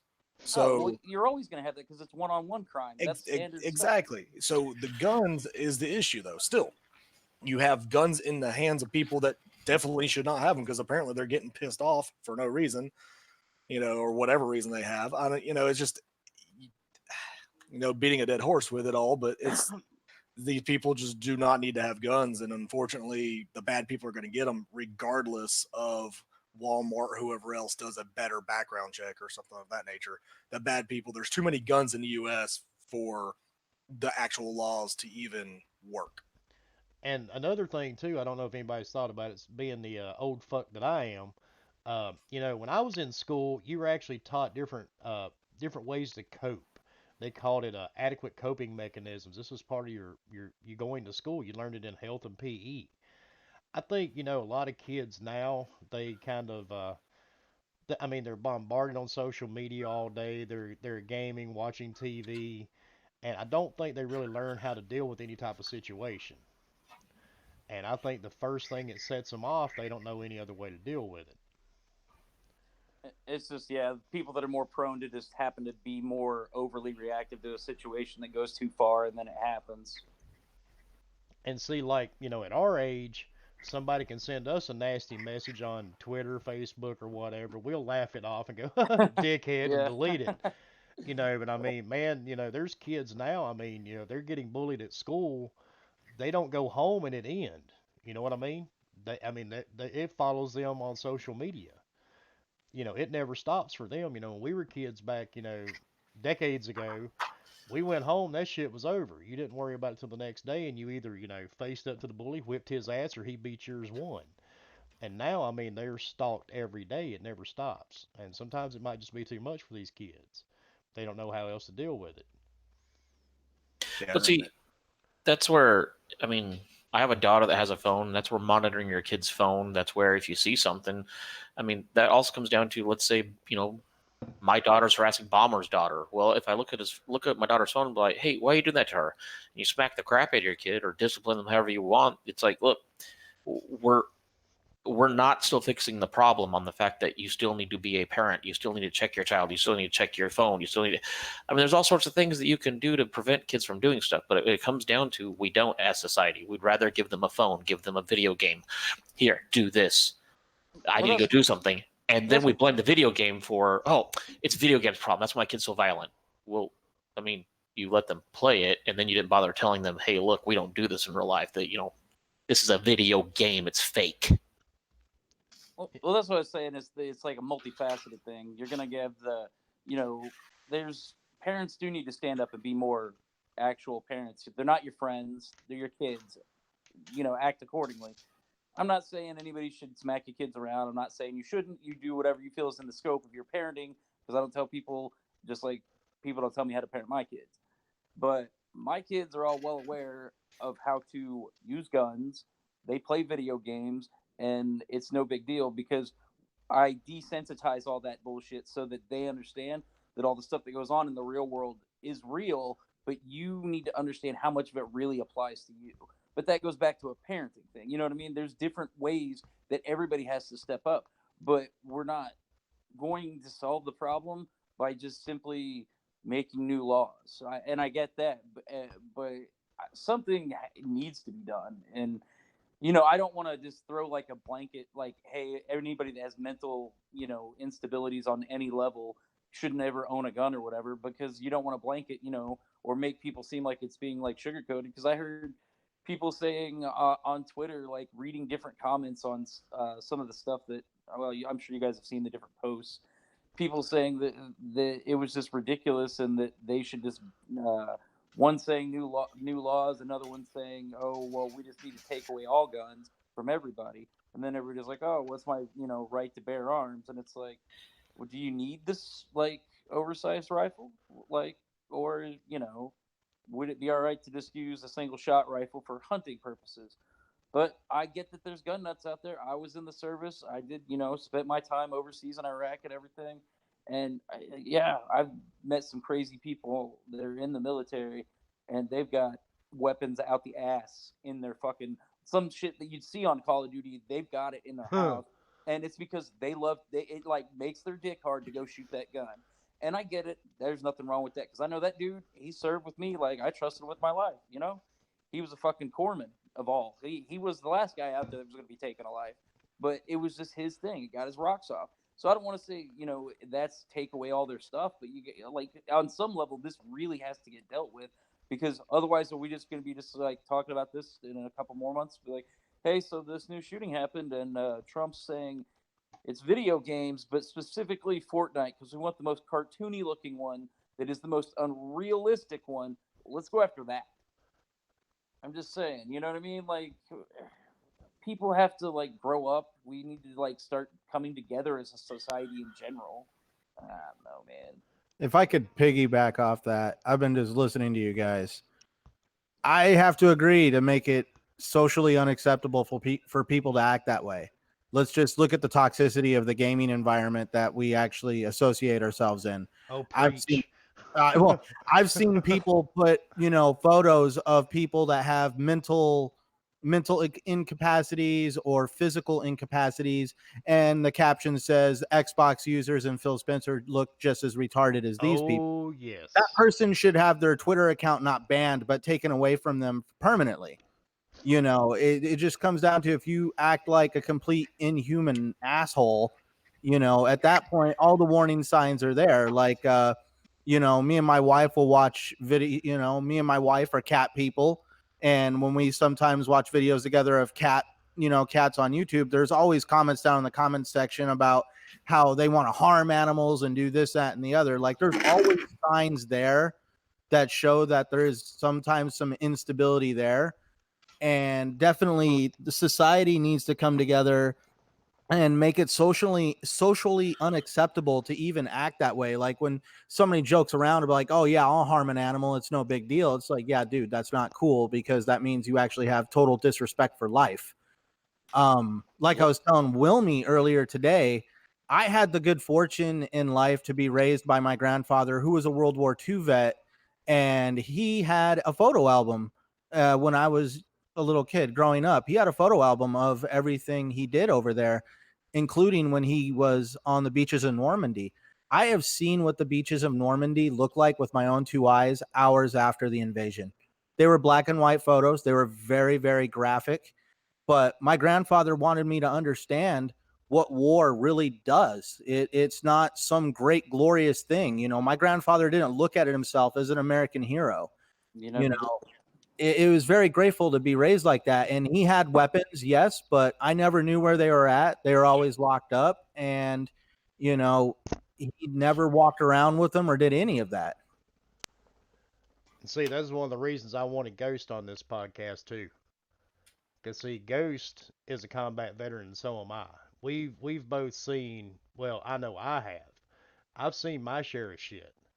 Yep, I got my combat action ribbon. Yep, and you know I mean we've seen it in Iraq and a couple other places I'm not going to discuss, but you know we've seen what guns do. So I mean it just Up close and personal. That's why, like, man, like, people need to realize this is the real world out here, and there's fucking evil, twisted motherfuckers out there. And if somebody's fucking says some shit off to you, you need to just make sure either you alert someone if you're concerned, because maybe that's just part of the problem, and not enough people speak up, or maybe, like, you know, Centurion said, if like people leaving all these hate or whatever, you know, just, I guess I would say, immoral or whatever BS kind of stuff on like cat videos or whatever.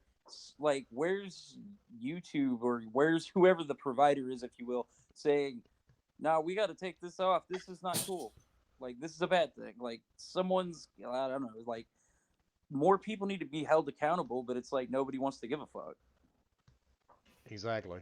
But if you play a song that sounds like a Disney song, YouTube's all on your ass. Yeah. They gonna hear. Hey, I sent you that video, dude. It's after I heard your, I Googled it. And I'm like, oh. Actually, they removed the strikes against the podcast yesterday. Oh, there you go. So we can play it again. But anyway, you know and everybody's right. There is no easy answer because I mean there's so many layers and so many different things that need to change. But the reason we're talking about it is because this involves a hobby that we all have. You know, some of us got like 30 to 40 years invested in this. We are gamers, and this is bullshit. Everything does not have to be, you know, blamed on video games.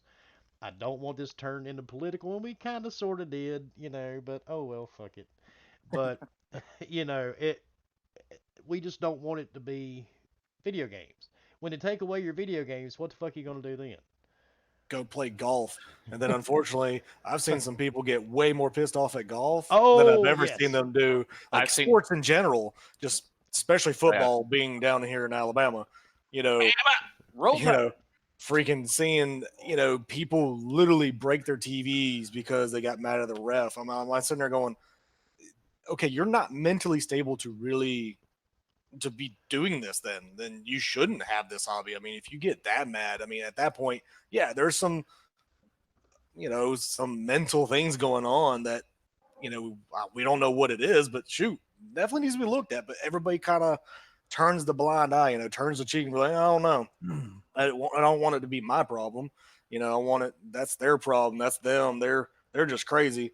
And we don't want to try to reach out and help. That, I think that's the other thing too. You know, we don't want to try to help these people because either their past is bad and you're just like, oh, they're just a bad seed. They're just going to be bad all the time. And, you know, maybe they just need that one person to reach out to them and, you know, help them out. Heck, I don't know. I mean, that's just something that, you know, when I was young, a lot of things happened to me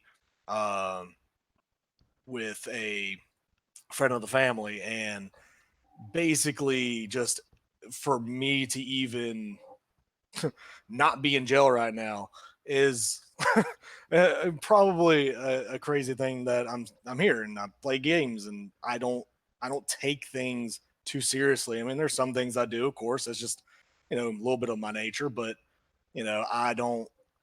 I just feel like, hey, if somebody reaches out, talks to you, wants to sit down and actually care about you, I mean, I know there's people out there that are like that. I mean, I for one, look, I say it on Twitter a lot. It's just like, hey, look, you got something going on, DM me. I don't care. I mean, if you don't want me to say anything back, that's fine. Just you want to blow off some heat. It's just something that I think we need to do as a community is just be there for one another instead of breaking each other down just because that's what we like to do. We like to see that animosity between everybody. And see, that's another thing too. I know a lot of people don't think about it. You guys, there's guys like me and Ghost. Uh, I've been diagnosed with PTSD. I've over the years, I've learned to control it. I know what triggers me and what doesn't. Gaming's a huge plus for me. I can, if I'm and I know Ghost knows what I'm talking about. You start feeling something come on, you're not feeling right. Your fucking anxiety jumps up like a motherfucker. You start sweating, man. You would fucking, oh man. Oh yeah, and the one thing that helps is gaming because I don't smoke weed. So sorry, Gabe. I mean, I'm just gonna say they should give weed to everybody. I shouldn't be illegal. Shouldn't even have to pay for it. Everybody should be like, hey, go smoke a joint. You'll be fine. But there's a lot of times, I woke up in the middle of the night, just can't sleep. And the human brain's an amazing thing, man. Sometimes, for no reason, that bitch goes in reverse. It goes into rewind. You start playing shit back from, 20, 30 years ago, whether you want to or not. And, sometimes, man, gaming's the only thing that stops it, or the only thing that actually makes you feel better. And, it sounds dumb because you're like, well, you're shooting people on the screen. It's not just always just shooting somebody on the screen. But a lot of times the way pick it up is, buddy, because he can't stay alive. Yeah, and it's just the act of doing it. It's just it gets you away from what you're thinking about that could be potentially harmful to really not thinking. It's just doing. You're not. I don't know. I guess that to me that's how I see it. Everybody needs that kind of a getaway and escape, if you will, or whatever. It helps. It's good. It's healthy to have video games. Like all the experts have said, all this one thing bad about video games, it's all garbage. It's all trash. But because these fucking senators have their agenda to make money for themselves, hey, we got to vote more different people in, man. When gamers are taking over these political offices, then maybe something will change. Yeah. Well, I don't think anything will, because instead of voting, we'll be like, one more match, damn it, one more match. Hey, let's turn the presidential race into a multiplayer. Oh, dude, battle royale. Yeah, battle royale. It's really violent then. The winner becomes senator of Kansas or some shit. Hey, that's not a bad idea. I think we should, come up. Yeah, we might be on something here. To point out, almost every culture throughout history around the world has had their competitive sports. Some of them are bloodier than others. Let's look at the Maya and the Inca, how they had that ball game where, sometimes the losers would be decapitated. Let's also look at the Roman Colosseum. Back in medieval times, we had jousting where dudes would literally run full force at each other with sharp sticks. And if that worked, they would get their weapons out and continue fighting. So, modern day, that's MMA minus the death part. Right. So, and like I've explained to my wife, gaming is a way for people to be competitive and feed some of the urges that are still running around inside us, wherever they may be, like Forkboy said earlier, there is an evil side to everybody. Now, I'm not going to say that you're evil for wanting to go out and compete on a very extreme level, but there is a side of you that does want to be highly competitive. Highly competitive, though, and evil, I think, are two different things, though. You can be highly competitive, but also you need to understand where that line is of, hey, I want to be number one, and hey, I want to go Nancy Kerrigan someone's knee. Oh, yeah. I mean, think of boxing. For some of you that are younger, this Tanya Harding hired somebody to club the other person's knee so she could go to the Olympics because she knew. Yeah, allegedly. Her husband did the time. She didn't. She yeah. said it was she was good. Yeah, but He took the fall. could you imagine though? No video games at all. That would really, really suck. Well, Dude, I mean, my wife would hate me because I'd be gone. I'd be playing golf or something.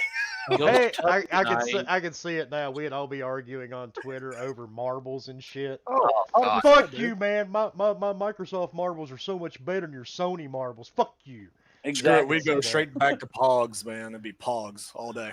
Oh Oh my God. I mean, for me, I'm a little bit younger. In my generation, I remember when they attacked the Power Rangers, saying that Power Rangers were breeding violence. Yep. Yes. Yeah, BS. I remember that. It's been music, and remember after Columbine, it was Marilyn Manson and Eminem. They were the two to blame for that one. And that is one instance where I'm sorry, those are some really stupid parents. How did your kid have that many weapons and bombs inside the fucking house in their bedroom and you didn't notice? I didn't want to invade their privacy. To practice out in the backyard. You're a kid. You don't have kids. privacy. Yeah, What? exactly. Yeah, No exactly. privacy. Thank you. I'm here I mean, today. I've raised 3. My 8-year-old the other just yesterday, she was like, "Do y'all have passwords on y'all's phone?" And we're like, "Yeah." She goes, "Well, can I put a password y'all don't know on my iPad?" We're like, "No, you gotta be kidding me! Hell no! Be out your mind." And She's like, "Why not? It's my iPad." I said, "No, it's my iPad that I allow you to use it." And if some parents don't know, on your Xbox console, you can actually limit what your kids do on there. You can set up, they cannot chat with anybody. They cannot buy anything. You can set time schedules. I know I've done it with my son. I do all the above. My Fork 1.0 and 2.0, when they play on my Xbox, they can pretty much play anything. But when they play on theirs, they can only play with friends. So Tubby and Ghost are on there. But I mean, I've played with Tubby and Ghost offline. I know who they are. That's perfectly fine. But I mean, But do you? Do you? Yes, Oh, Ghost, God. I do. But I mean, at the end of the day, it comes down to if you're having an issue, there's people to reach out to. If you don't want to be a parent, then fine, don't have kids. I mean, sorry, but parenting sucks. It's hard. It's one of the hardest things I've ever done. It's also one of the most rewarding. But at the end of the day, guess what? You're bringing a child into this world, and you got to teach them how to be right from wrong. Because if you're not going to teach them, guess what? Movies, video games will teach them. Now, can you blame that stuff? Yeah, you can blame it because they taught your child because you didn't. Exactly. Yeah. And kind of like what Noof said in the chat, it's like without video games it would suck, but you might as well get rid of movies too. And if you think about it, all movies have violence in them. I mean, think about what's the major series of movies that have the most amount of violence, and that's all these Marvel movies. Like, think about all that. Like, you have, Thanos, he's trying to kill everybody. Okay. Well, then you have Thor that tried killing him. You have we can see it. We can see it on the screen that they're trying to kill each other. Like, okay, but we know it's all fantasy and it's not real. But somebody out there with a twisted mind sees that as, oh, I could do that. I can grab this gauntlet thing and I could kill everybody. That'd be awesome. I can kill my family, whatever, It's, it's just that mental state. Well, when it comes down to also, I mean, go ahead and get rid of video games, okay? Didn't Game of Thrones have like 300 million people watching it? It's way more violent, way more sexual than any video game I've ever played. And so it's like, look, see it. I'm like, look, you want to blame something for violence? There you go. You want to talk about violence? There's way more violence in movies and everything else than in any video game. Now, yeah, mind you, I am holding the gun in the screen, but guess what? Tell your kid it's not real, because guess what? Like I said earlier, if you're not going to raise your child and you're going to sit them in front of an Xbox, that's what's going to teach them right from wrong. And it's not the game's fault. It's yours. There's a reason why those video games, Call of Duty, all the violent ones, all say mature. Because guess what? Do you let your kid go watch an R-rated movie? No, because they can't even buy the ticket. So it's like... Well, you got to, and that's the point, though, but everybody knows when, Deadpool came out, they had to purposely be like, your kid should not watch this. You know what I mean? Like, oh, dude, I was at the Deadpool movie. It released. I saw parents get up and walk out with their kid, and I'm sitting there going, "Why did you bring your kid?" It's like, what do you think this movie was? This is the problem. But it's Marvel. Yeah, it's the dark side of Marvel. That's the problem. It's like, yeah, this is your daddy's Marvel, not your kids. Dude, if people read Spawn, they would completely shit their pants. Right? My God, oh my yes. God. Yes. that is one movie I wish we or actually, they are making another Spawn movie, but it's not what people think. In the Spawn comic books, there was a detective, like the main cop character, right? And this movie is going to be based off of his perspective. He's going to be the main character, and he investigates the people that Spawn basically judges and kills. So and you're only going to see glimpses, kind of like that. You're only going to see glimpses of Spawn and only hear talk about him. Now, hopefully, by the end of the movie, they fully reveal him as a character. But I've heard that's the narrative that they're going for, to try to bring Spawn into this whole thing, because a lot of people don't know much about Spawn, so they're kind of just wanting to ease it onto people before they just have this full-blown psychopath from hell just totally raining judgment on everybody. Oh, you mean every politician we have in this country? Oh, did I say that? Yes. So it's about softening the blow. But you mean every one of these shriveled up, rotten, no good for nothing, cock sucking son of a bitches we got sitting up in the federal government? Nah, you couldn't be talking about them now, could you? But Sorry. I have to agree with everybody saying that parents definitely have to do a better job, because I'll never forget, because I hang out on the internet a lot looking for news articles and stuff to create my videos. And I ran across one a few months ago about how a lady was charged $100,000 by a company because while she was in their waiting room, she was letting her kids run amok, and they decided to damage a statue that cost $100,000 to fix. And the woman completely freaked out and said that it was the company's fault because they did nothing to prevent her children from getting near the statue.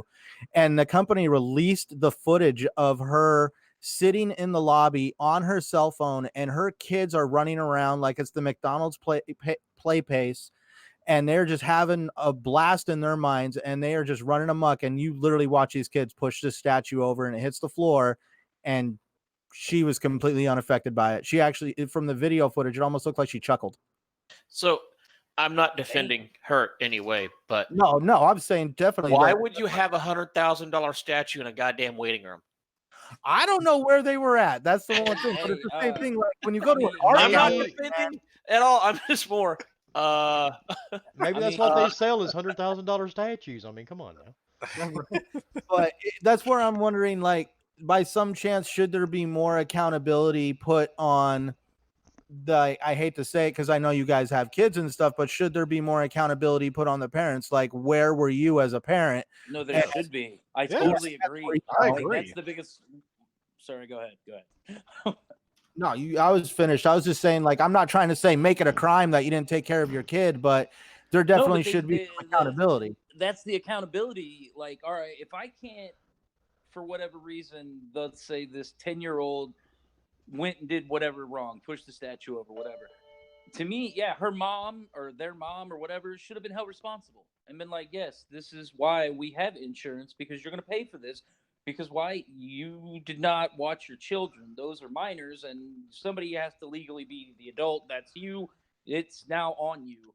Like, I mean, it didn't in New York or whatever, what did Giuliani they did back in the day, that the kids that got caught up spray painting stuff or whatever their parents had to go out there and clean stuff up.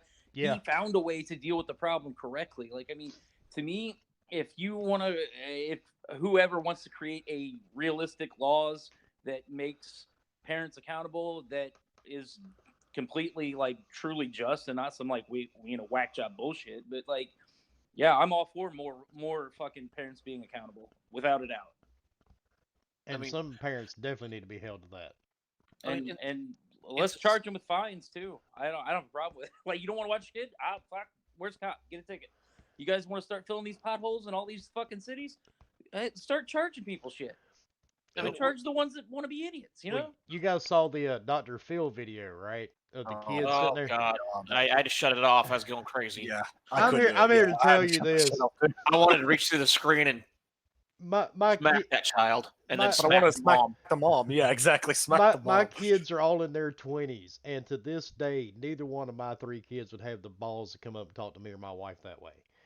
I mean, there's just no way. And I'm sorry, if this is your kid and you're letting him do this, that's not got nothing to do with Call of Duty or Grand Theft Auto. That's your dumb ass for allowing it to happen. Hey, like I've told my kids, if I don't teach you right from wrong, society will. and they'll teach you Exactly. right and wrong by putting you in jail. Yeah, And like, that's it. I remember one time I mouthed off to my mom, and I was about 17 years old, about the size of my dad. I can't remember what I said, but I remember I said something, and the next thing I remember is looking up at the ceiling because my dad hit me full force, punched me, knocked me down, and said, "You ever talk to your mom like that again, I'll end you." And I'm like, okay. That was enough of that, wasn't it? That was parenting, though, back then. Yeah, and it was like, Right. I will never do that again. I don't know what happened, but Matter I'm of pretty fact, sure. if I would have been a better kid growing up, that big giant weeping willow tree would probably still be alive today. Right?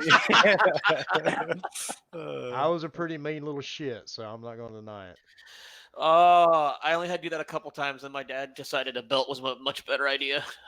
Oh, dude, I grew up in Kentucky, so they had coal mining belts. Oh, see, my dad had one belt. He didn't wear it. It was about 2 inches wide and a good half-inch thick leather. Yeah. And didn't you love that speech? Well, this is going to hurt me more than it is you. Bullshit. You know what? You know what? Hold on. I understand it now that I have kids.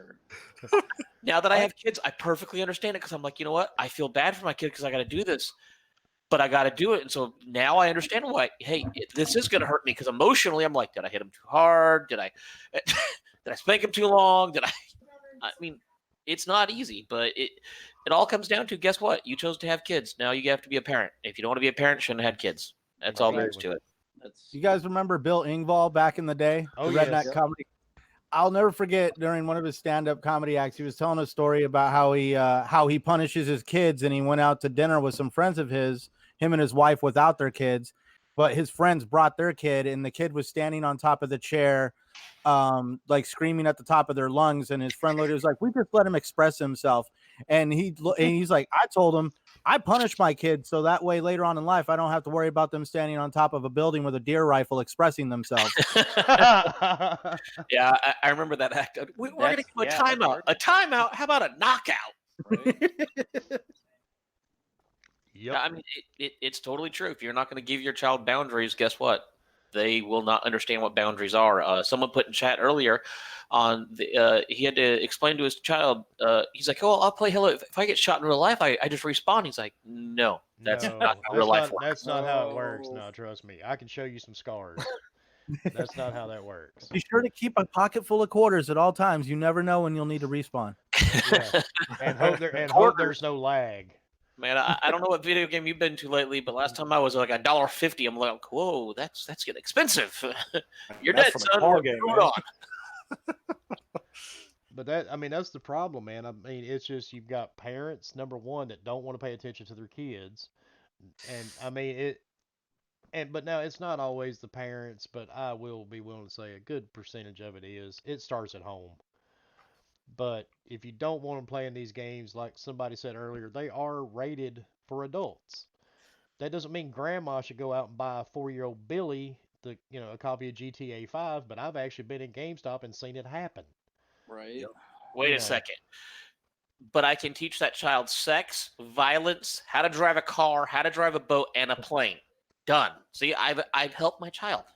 I guess, yeah, that's one way to look at it.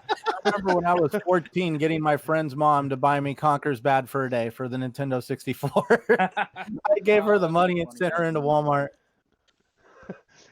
It's not those kids, they're trying to get you to buy alcohol for them, except you're trying to get video games. People walking into GameStop, psst, hey, lady, come here. Buy the Call of Duty, please. Can you buy me a copy of this game? Don't let my mom see it. Here you go. I've been in a GameStop where I've seen someone that looked 12 years old buy Call of Duty and walk out, and I'm just like, aren't you supposed to ask if guys they don't even check? No, they don't care. They're trying to get their sales. The game, yep. Especially now. See, have you guys been able to meet Gaming Forte or Nautical? He goes by two different names. Name sounds familiar. Yeah, he's he does BRAP, and he's a manager at GameStop, and he even talks about how parents will walk in and ask to buy Grand Theft Auto 5, and he's like, all the time I have to explain to parents what Grand Theft Auto 5 really is, and he's like, half the time when I tell them, they change their minds because they had no idea what they were buying their kid. If you flip over a cover, it tells you what's in the game. So Mature. That's all it should say. That's all you should have to go. Is like that has a rating system for a reason. Well, actually, Some a couple parents about might want 10 to see years their ago. kids as being over mature, Well, yeah, but but 10 years ago, there was a law or something. But if you flip over a video game now, it tells you the reason why it's rated the way it is. It'll Yeah. say nudity, violence. It's like, hey, guess what? If it's nudity, it's this. If it's violence, that means you're shooting somebody or doing something like that. Heaven forbid you actually do. I mean, it all comes down to one thing: educate your children. Teach them. Nukem put down educate, love, provide emotional support, and mostly restrict the type of content they're exposed to until they can actually understand it. Totally agree. Exactly. Oh, wait a second. That's right. Responsibility and accountability as a parent. Damn it. I didn't want to do that. I just See, everybody thinks Noof's crazy. He's really not. He's actually a pretty smart guy. Noof's I mean, actually really funny. Look, I just didn't want to pull out. I didn't want to have a kid. I mean, Oh my god. But Dude, no, if everybody knew that they didn't have to have a kid, there wouldn't be as many kids. Come on. Wait. Unless they're Roman Catholic, right? Well, like Catholics, look, you guys are washed with that nonsense. I don't know what to tell you. See, I'm pretty sure there's parents out there though, when they see the nudity thing on the front cover of a box, they'll be like, "Oh, it's just nudity. My kid can handle seeing boobs or whatever it is. They've been through sex ed." But then when you take it to the level of like, actually, you can buy a hooker in that game and take them around the corner, that takes it to a whole nother level that some people are completely unaware of in the game. And remember, you can beat the hell out of her and get your money back. That's right. And then go pick up her friend. It was on the next corner. Right? Exactly. I mean, that's just good economics, right? Yeah. Oh, and there's no STDs in the game. So, I mean, it's a win-win. Wow. You Boy, can kids are gonna be train upset them. when that happens. You can train them to be politicians. So you're talking Grand Theft Auto 5 teaches entrepreneurial skills. That's it. There you go. Yes. There you go. That's it. I know what I'm gonna have my kids play later today.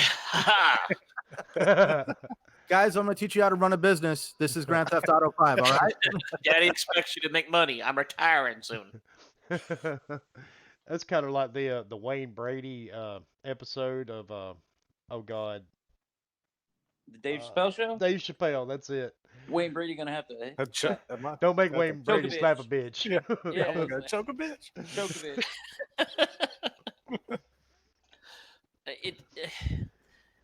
I just wish. I just wish people could see through the BS of just through the bull crap of all this of what the media shows, instead of it's like it's video games. People are like, no, it's not video games. I as a parent need to do a better job. I as a citizen need to do a better job. But it's easier just to say, oh well, the Fox News, CNN told me it's Grand Theft Auto, so it has to be Grand Theft Auto. And it's like, Well, no. your first problem is Fox News. Well, I mean, any news today, you have to understand they have their own political views. They have their own agenda. So guess what? Oh yeah. You need to sift through the bullshit to figure out what it really is. And the funny part, don't use Google. And the funny part is too, and I see this a lot here in Wilmington where I live, especially on local news chats. The area I live in, which everybody knows I'm not too far from Ghost, there's not really a whole lot of crime in my city. You get the occasional gang shooting or whatever, but every single time that happens, there's always this group of people that jump on Facebook and go, "Oh my God, Wilmington is turning into Chicago. It's time to leave this place." Margaret, shut the fuck up. Get off Facebook. There was 230 people shot in Chicago over the weekend. We don't have that many people shot here in 10 fucking years. Well, you don't have that many people living in the city, so it just amazes me. And some people take that shit to heart, man, and everything is so overly blown with some of them online too. But the sad part, I'm not going to blame just millennials, because it's not just millennials. I'm not going to blame the younger crowd. There is people a lot older than me that sit on social media and believe every little thing they see. Oh yeah. And they take that as fact. Well, because a lot of people don't understand that they can actually research it themselves. They're too scared to get on the internet because of viruses and other things, so they'll believe whatever they're told. Because Wilmy Hood told me that there's 233 people in Charlottesville and 2 got shot. That's a 10% killing. Oh, God. No, it's actually 1%, but does it really matter? I mean, it comes down to do your own research, do your own reading, figure it out on your own. Oh, but that means I got to do something, so, that's a problem. But I mean, to me, social media in a way is almost like the whole frog in boiling water. Okay, if you took someone from 1920 and dropped them today, they'd be like, oh, good God, you guys got a lot of violence. If you take someone today, guess what? With social media, you see it more and more and more. It actually just kind of, you get used to it, which is not the way it should be. We shouldn't be used to it. I mean, yeah, there's 230 freaking people that died over the weekend in Chicago. Okay, but it's like nobody in Chicago is doing anything about it. So it's like, hey, why don't we learn from that? Exactly. But now Margaret thinks that our beach city here is more dangerous than Chicago. So I want to meet this Margaret. She sounds very educated. Actually, I've been trying to get her on the phone, dude. I got a bridge I want to sell this bitch. News plays a big role in it, I say. Like I have a couple friends over in the UK that I actually DM almost every single day. And when one of them decided to plan a trip to Mexico, some of them responded with, "Oh my God, you're going to be taken hostage. It's crazy down there." I live in Arizona. So all of a sudden they're DMing me, trying to get me to like back them up on this. They're like, "You need to agree with us." I'm like, "No, actually, guys, it's not. The minute you cross the border, you're not going to be like tied up and like taken hostage. It like there is parts of Mexico you want to stay out of, but there's also parts of Mexico that are perfectly fine." Exactly. Yeah. But, heaven forbid, it's one of the worst places ever. And it's like, no, it's not. There's actually really safe areas. You just need to do your education and actually figure it out. One, don't drive straight through the border. Actually, maybe fly to some of the southern parts where it's safer. We need to replace violence with porn. I hear you, Noof. I think they did. It was called Pornhub, Noof. That's why it grew so quick. Canada? Hey, wait a minute. You fought in the Middle East. Didn't they do that as a tactic where they rained leaflets of scantily clad dressed women through the desert? No, unfortunately, that's not what we used to not that I remember. All right. All the soldiers would have ran and grabbed it. We were dropping something, but we all had parachutes on top of us. So actually, a T-10 if you want to call it that. But actually, that's going to do it for the second half of the show tonight. I want to thank everybody for coming on. Actually, I think this is the longest we've ran in a while. I'm going to have everybody, tell where you are, how to find you, and all that good stuff. And we'll start with Centurion. Give them your info. Well, you can find me all over YouTube. I'm on multiple podcasts, and I'm always down to do another one. Thank you for the invite, Wilmy. You can find me on YouTube at Centurion1307 and also on Twitter at Centurion1307. And I also do run my own website called legionofgamer.com. Well, thank you, Mr. Centurion, and thank you for coming on, dude. And hey, no, thanks for the invite. And I'll be with you again Thursday night on Saltiest Gaming Podcast. Sweet. And Ghost. All right, The Evil Ghost. You can find me on Xbox at The Evil Ghost or Twitter at The Evil Ghost, or probably even at a YouTube channel called The Evil Ghost. So at any rate, just want to thank Wilmy for having us on. I know it was kind of short notice and whatnot, but it was still a lot of fun getting to talk to some new people, make fun of Bomber, because it's a good time. But other than that, just really thanks for having us on, and everybody, just think for yourselves, please, and like realistically look out for yourself. And if something's dumb, just leave it be dumb and just move on with your life. You know what I'm saying? Like, fuck. And you can also find Ghost on most FBI wanted lists. Yeah, well, I mean, or on no fly list. Nothing. I'm kidding, dude. I'm kidding. No. Yeah, I'm not. All right. Fork, tell everybody where they can find you, dude. You can find me at Forkboy_gaming on Twitter. Xbox, it's Forkboy Gaming. Twitch, Forkboy_gaming. I stream with The Evil Ghost, Tubby, HR Bomber here and there. We finally pry him away from Pornhub. Got Harry Tom. Yeah, and I mean, pretty much active almost anywhere. Do a lot of things. Stream a lot, and if you ever need to talk, my DMs are always open. Yeah, definitely. If anybody's ever needing to talk to anybody, like if you follow me on Twitter or I follow you or whatever, if you ever just need somebody to bitch at, just be like, hey, let me bitch at you. I'm all ears. Like, just go ahead. Yeah, because actually actually three of these guys, these two and HR Bomber, I'd actually messaged them earlier this afternoon. I'm like, hey, I got an idea for tonight. They were right on board, so because I Can I really had jump to in get and this off ask a my chest. question real quick? Yeah. The answer's 42. Right. Well, actually, I want to be like, is this show monetized or something? I hear so many Pornhub plugs. No, man, we just like porn. Okay, first of all, Pornhub doesn't make money. Let's just be honest. I mean, I that's bet just, somebody's got to make money with that. I'm sure, yeah, I'm sure somebody. I mean, yeah, 50 million users in 19 days. Let that sink in. So, No, actually, we're not monetized by Pornhub. No, although Ghost did send me a picture of his boobs last week, and it was really fucking gross, and I'm still having nightmares about it. Well, if we're sending nudes, we'll meet. Stuff goes down to the DMs. What can I say? No. I will not be sending you anything. No. I'll send you a picture of my dog. I'll send to you. I don't mind. I'm good. I'm good, bro. I promise. I know you're good, but I like sharing. Okay, well you can do that with Ghost. I already have. Oh God. And we had a new we actually popped HR Bomber's cherry tonight. This is his first podcast, so Bomber, tell everybody about yourself, man. Man, I appreciate it. Thank you for the popping of the cherry, as you like to say. And I, of course, always want to appreciate, Fork and Ghost over here, busting my ass with anything and everything they can try to do. But hey, guess what? It just rolls off the back. It's all good. It's all fun and games. That's what we're here for. Roll Tide! See, there you go. War damn eagle. Kiss my ass, fucker. Yeah, War damn eagle. Anyway, you can find me, of course, on Twitter at HRBomber1414, actually.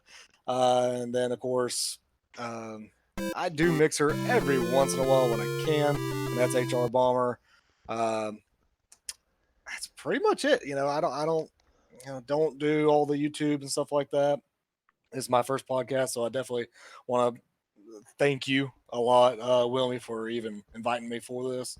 It's great. It's awesome to kind of hear everybody kind of take on everything, and of course, not have any kind of fighting going on. We all we're here having a voice, and it's just awesome to have a platform to have a voice, and and just like everybody else said, if you do need to talk, my DM's definitely open, 100%.